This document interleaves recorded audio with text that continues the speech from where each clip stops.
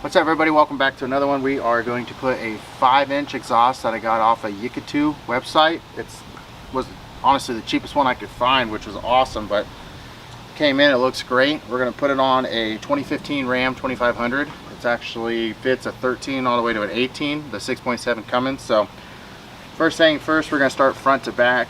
I heard this flange on the front on the downpipe might need to be expanded a little bit.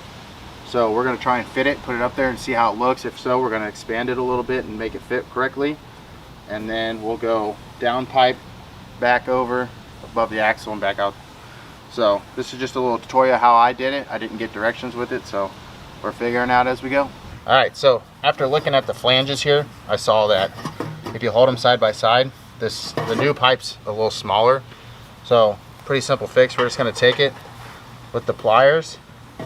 We're going to bend it out, and then once we get done bending it out all the way around, we're going to come back with a hammer, kind of smooth it out, make it the same diameter as this one, and then we'll throw it up in the truck. So next thing you'll see is it completely bent out.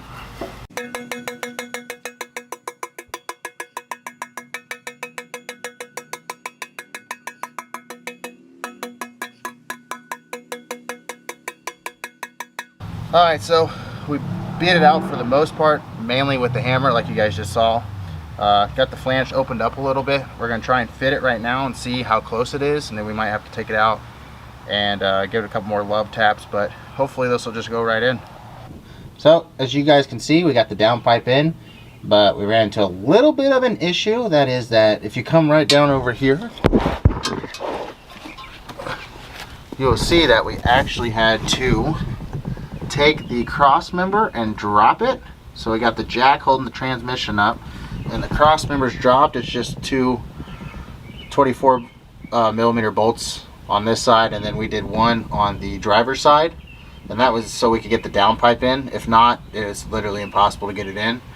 So we got the downpipe in loosely, and we are going to now start with the next pipe and go to the rear. And then we'll get it all set in and nice and loose, and then we'll tighten it all up, and hopefully she runs just fine. Alright, so as we can see, that is the downpipe coming down. Then we have the extension. That's the piece with the two hangers. And then in the back, we have the piece that's double-side flange. We did have to cut about 4 inches off the downpipe for it to fit where I need it to be. So like I said, the downpipe we cut a little bit. Added this pipe, we cut it so the hangers would fit. I know it's a little dark, but this hanger up here, and the most important hanger, which is this hanger right here, which is right above the cross member. In order to get this pipe to fit, we had to cut 4 inches off of the downpipe right here. So like I said, we're gonna go down, and then on the back here, this is what I like to call the axle pipe, which will be twisted a little bit more. Everything's loose right now.